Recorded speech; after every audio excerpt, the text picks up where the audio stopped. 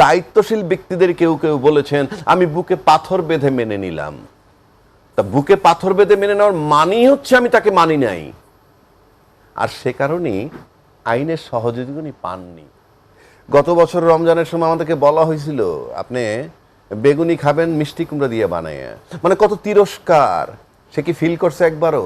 গণভবনে তো বাংলাদেশ সর্বশ্রেষ্ঠ সুন্দর বেগুনটার বেগুনি উনি খেয়েছেন। উনি কিভাবে বলতেন যে মিষ্টি কুমড়ার বেগুনি খাওয়া মানসিকতায়, সেটা বলছি। আসেন রেমিটেন্স, যেটা বলা হইল, এটা আর বলার প্রয়োজন নাই। আজকে শেখ হাসিনা থাকলে আপনার রেমিটেন্স আর চোখে দেখা লাগতো না, ভিক্ষার ঝুলি। ব্যাংকিং সেক্টর ডেভেলপমেন্ট ইউনূস সাহেব শুরু করেছিলেন, প্রথম দেবেন 1 লাখ, তারপরে 2 লাখ, তারপরে সপ্তাহে 3 লাখ। এখন কিন্তু আর সেই ঝামেলাটা নাই, সে যেভাবেই করছেন। এগুলো প্রশংসার দাবি রাখে।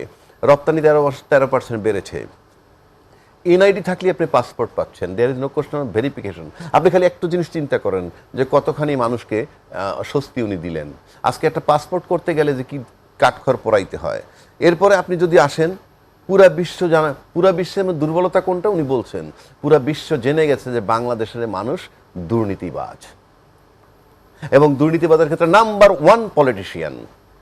If the politicians are not corrupt, তাহলে আপনার আন্ডার কমান্ড কেউ করাপশন করবে না, করতে পারবে না। তারপরে জাতিসংঘের মানবাধিকার প্রতিবেদন যেটা তৈরি করছে ফ্যাসিস্ট সরকারের বিরুদ্ধে, ইতিহাস বানাই দিয়ে গেছে। কেন জানেন? সারা পৃথিবীর ওয়েবসাইটে কিন্তু এটা থাকবে। আওয়ামী লীগ যখন যেখানে কথা বলতে যাক, যে রাষ্ট্রনায়কের সাথে কথা বলতে যাক, ওটা তার সামনে ওরাই নিয়ে আসবে সামনে যে দিস ইজ ইউর হিস্ট্রি। তো এগুলা করছে ভালো কাজ, কোনো সন্দেহ নাই। আইন শৃঙ্খলা পরিস্থিতির কথা বলেন, অবশ্যই আইন শৃঙ্খলা কোঅপারেশন করে না। কেন করে না সেটা আমরা ইতিমধ্যে কিন্তু জেনেছি। আমি 7 মাস খুঁজতেছিলাম যে আইন প্রয়োগকারী সংস্থা কাজ করে না কেন। ইভেন মাঠে আর্মি আছে ম্যাজিস্ট্রেসি পাওয়ার নিয়ে, তারপরেও কাজ করে না কেন। এটা একটা প্রশ্ন থাকে, অনেক বড় প্রশ্ন, অনেক বড়, বিরাট বড় প্রশ্ন না? আমি আমার জন্মের পরে তো দেখি নাই যে মাঠে যদি আর্মি থাকে তারপরে কাজ হয় না, এটা আমি দেখি নাই। কিন্তু সম্প্রতি দেখলাম আসিফ মাহমুদ সেটা ওপেন করে দিলেন।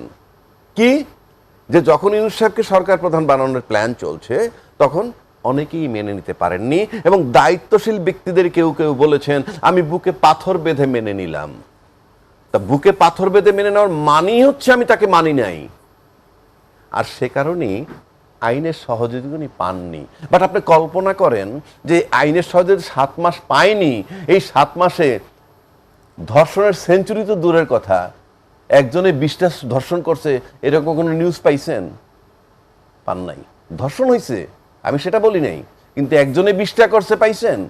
কিন্তু বিগত সরকারের সময় ধর্ষণের সেঞ্চুরি করেছিল জাহাঙ্গীর। কিন্তু সামগ্রিকভাবে কিন্তু আইন শৃঙ্খলা পরিস্থিতি নিয়ে অনেক কোশ্চেন আছে ভাই। ডেফিনেটলি আসবে, কেন আসবে না? আপনি দিনের বেলায় যখন গুলশানে ডাকাতি হয়, এটা আসবে না? কিন্তু মূল কারণটা কোথায়? আইন প্রয়োগকারী সংস্থার কাজটা তো ইউনূস সাহেবের না। আপনি আইন প্রয়োগের সাথে রুটিন কাজ আছে কিছু। আপনার চোখের সামনে হত্যা হচ্ছে, চোখের সামনে কাউকে ছুরি মারতেছে, আপনি বলবেন আমার ঊর্ধ্বতন কর্মকর্তা অর্ডার লাগবে।